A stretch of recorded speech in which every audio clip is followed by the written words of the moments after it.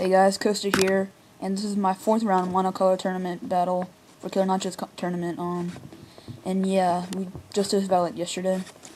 I lead with Scarf and Fernape, and I see Kingler, which is not what I expected to see, because Scarf and Fernape pretty much destroys any lead in red. I didn't know what the thing would do, probably set up, which it does, which is good for me, because now close combat's a 2-hit KO. And my Fernape's pure physical, so I don't have a grass knot, even if that could KO Kingler, which I don't think it would, because I guess Kingler's pretty bulky. He brings in Rotom, and I had to switch out since I'm locked into close combat.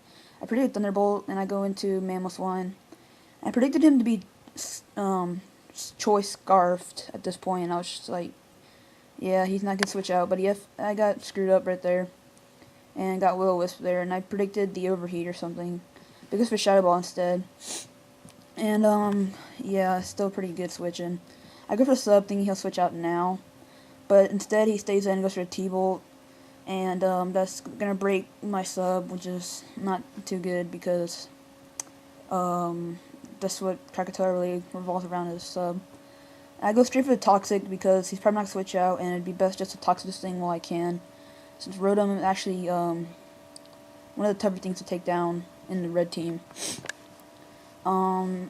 And yeah, now I go for a substitute again, hoping he'll switch out, and again he doesn't, so I'm just like, oh god, now I just pretty much wasted my Heatran.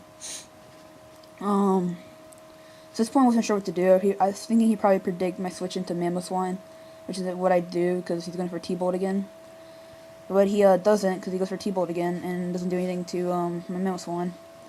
And I decided to just keep Mammoth Swine to do some random damage and Death's Water, because he's pretty much useless now because he set up his rocks and he got that burn, so his attacks pretty much cut in half and really can't do anything. Took for the Stone Edge, but does absolutely nothing because of the burn. And he goes for Shadow Ball, which is not a one-hit KO at that point. I survive, but the burn's gonna take me down next turn. He switches out on this turn actually and goes into Scizor. Well, I went for Stone Edge, and it would have been nice to actually hit with Stone Edge, but I didn't, and I ended up dying from burn. But at least it gives me free switching.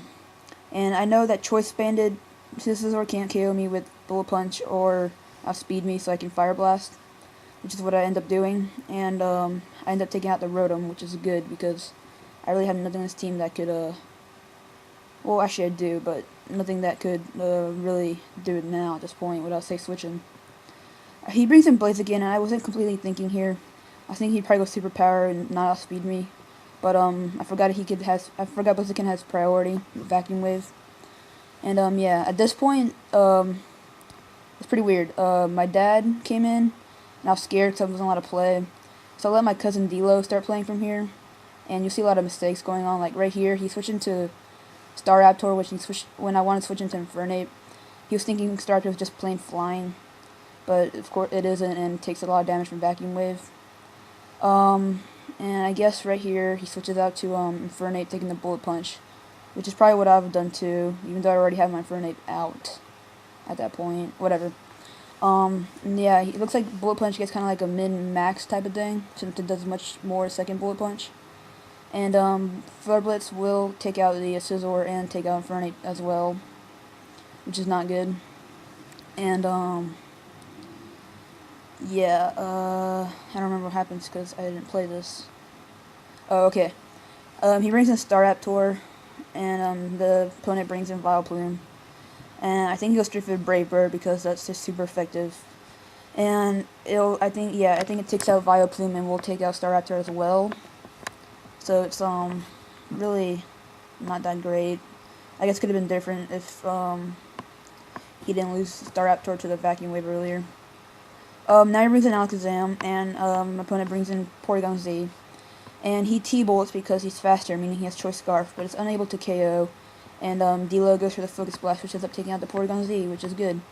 So yeah, moving on to round 5 for Killer Nachos tournament, and hope to go actually all the way now. So comment, rate, subscribe, and peace.